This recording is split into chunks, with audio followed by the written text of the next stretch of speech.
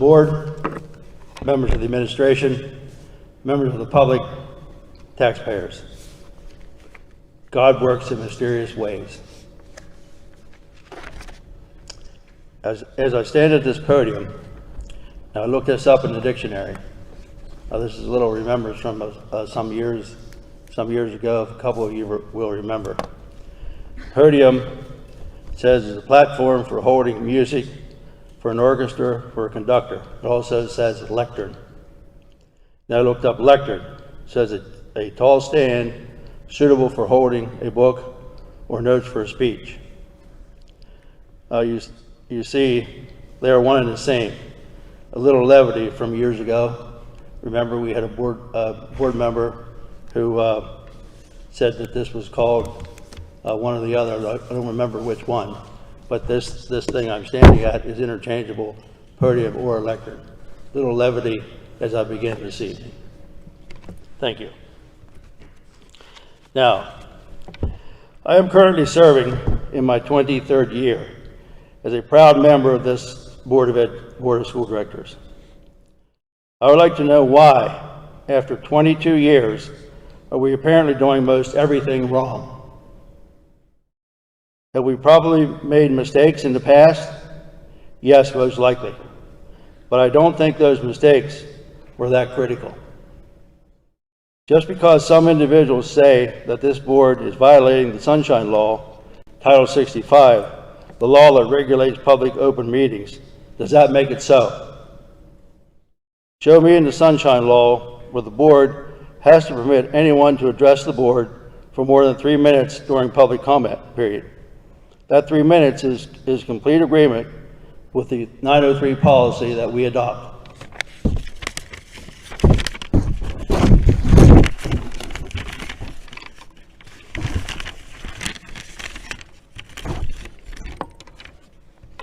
Show me where this board is violating anyone's civil rights.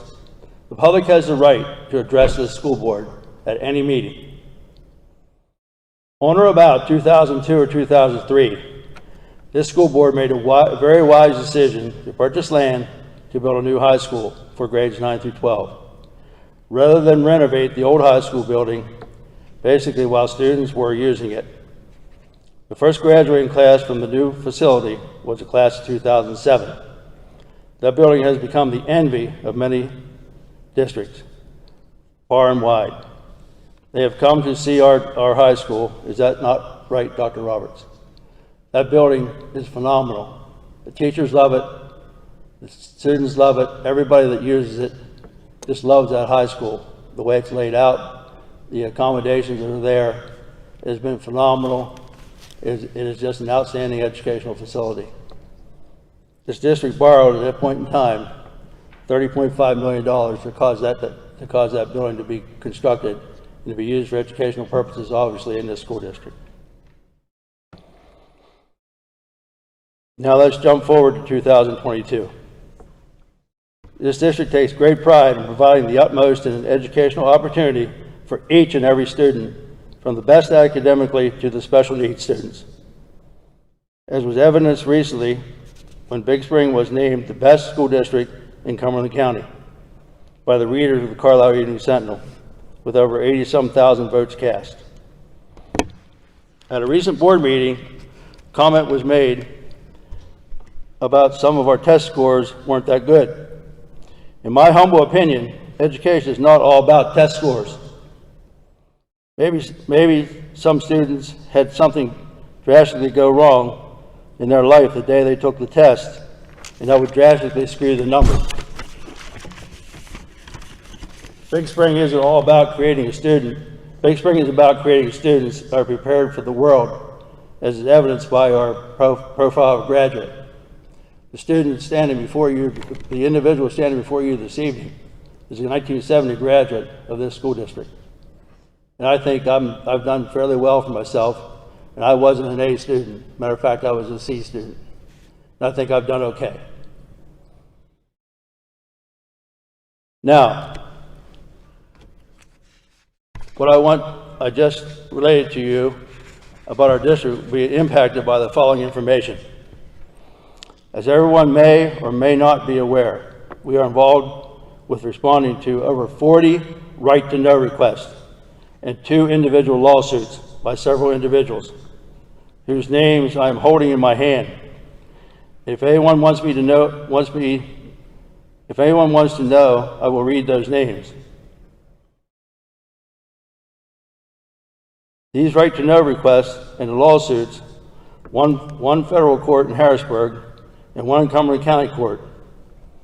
These lawsuits may end up costing the district upwards of over $200,000 or more in legal costs and or administrative costs until final settlement is completed. This is money that could be used to educate children, as I stated before, but this money is going to be expended because someone says the board is violating the Sunshine Law or violating their civil rights. Either way, that money is tax dollars.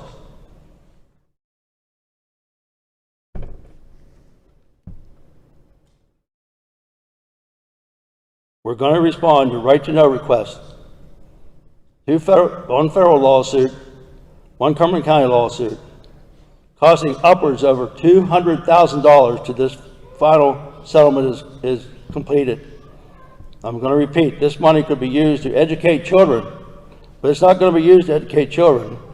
It's going to be used to settle lawsuits in federal court or Cumberland County Court and respond to right-to-know requests. Think about that. We're going to have to possibly raise taxes to cover those costs as we set the budget, as we start this fall to work on budgetary information.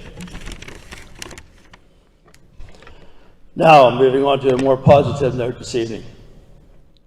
I am extremely proud to be serving as a member of this school board, along with a lady who has a big heart. Donna Webster lost her husband, Joe Webster, fairly recently.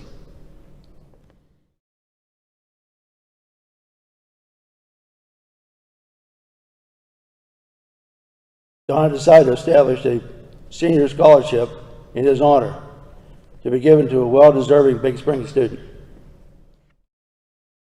That scholarship is named the Joe Webster Memorial Scholarship.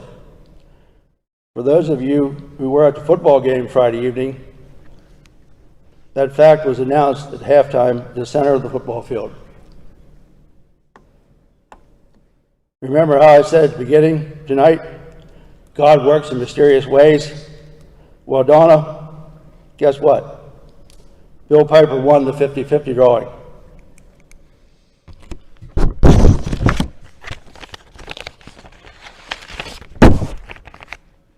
And would you come up, please?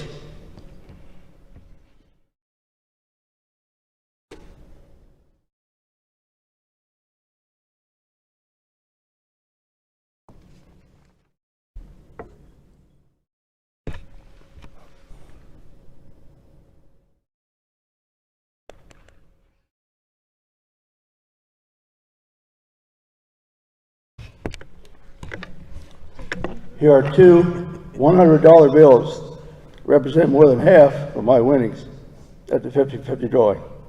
Would everyone please stand and give Donna a round of applause.